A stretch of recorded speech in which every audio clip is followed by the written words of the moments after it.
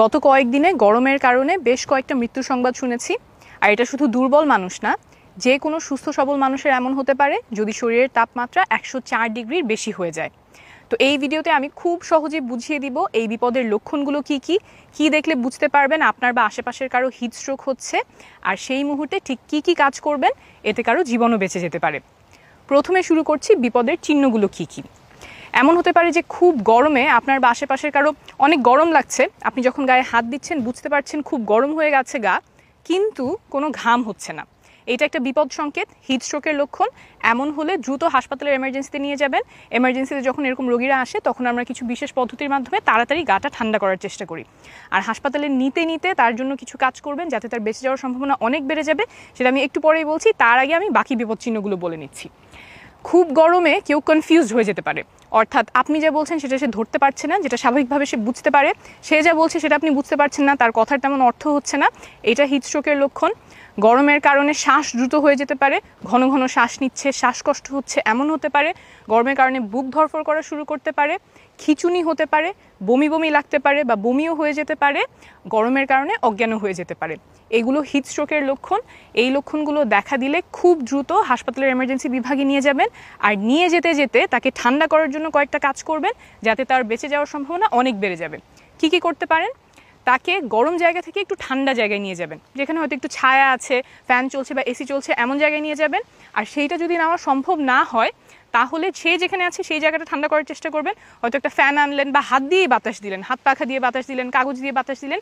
এই বাতাস দেওয়াটাই হয়তো আপনার জীবনের সবচেয়ে গুরুত্বপূর্ণ বাতাস দেওয়া হবে। তারপর তার কাপড় চোপড়ের দিকে লক্ষ্য করেন, যদি সে অতিরিক্ত কাপড় চোপড় পরা থাকে তাহলে যেইগুলো খুলে ফেলা সম্ভব সেগুলো খুলে ফেলবেন, সেটাতে তার গাটা একটু ঠান্ডা হবে। আর পানি দিয়ে গাটা ঠান্ডা করার চেষ্টা করবেন। গায়ে পানি ছিটিয়ে দিতে পারেন, একটা কাপড় পানিতে ভিজিয়ে সেটা দিয়ে গাটা মুছে দিতে পারেন। গাটা যখন মুছবেন সাথে বাতাস দেওয়ার চেষ্টা করবেন, বাতাসে যখন পানিটা শুকাবে সেটাতে তার চামড়াটা ঠান্ডা হয়ে আসবে। আর যদি আশেপাশে বরফ পান তাহলে সেই বরফটা একটা তোয়ালেতে পেঁচিয়ে বগলের নিচে ঘাড়ের উপরে দিলেও সেটা গাটা ঠান্ডা করতে সাহায্য করবে।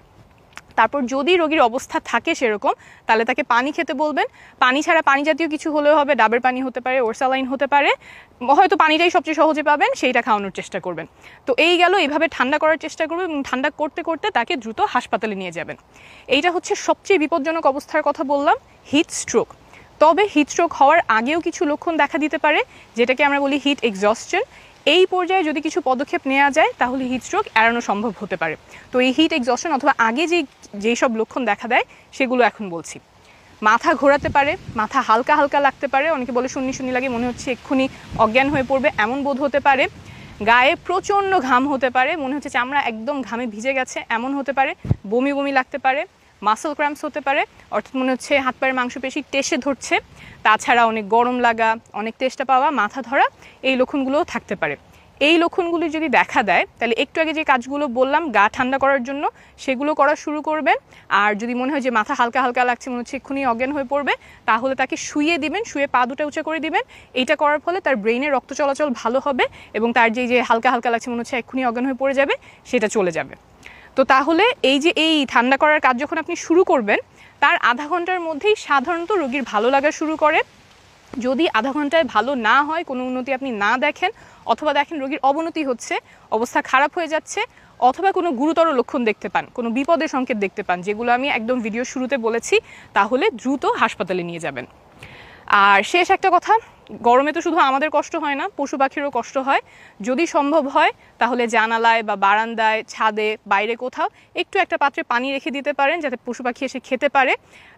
পাত্রের মধ্যে একটু পাথর বা ইট দিয়ে রাখতে পারেন যাতে সেইখানে পাখি বসে খেতে পারে, পানিতে ডুবে না যায়। ভালো থাকবেন, গরম থেকে নিরাপদে থাকবেন।